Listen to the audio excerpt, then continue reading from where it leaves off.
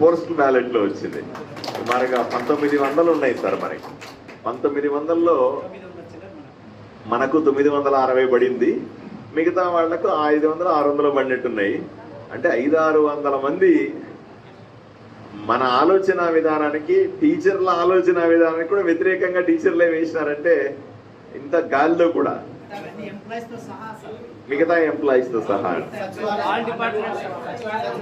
సచివాలయ ఉద్యోగాలు వాళ్ళకు ఉద్యోగాలు ఇచ్చారని వేసారేమో, అట్లాంటి విధానం జరిగి ఉంటది.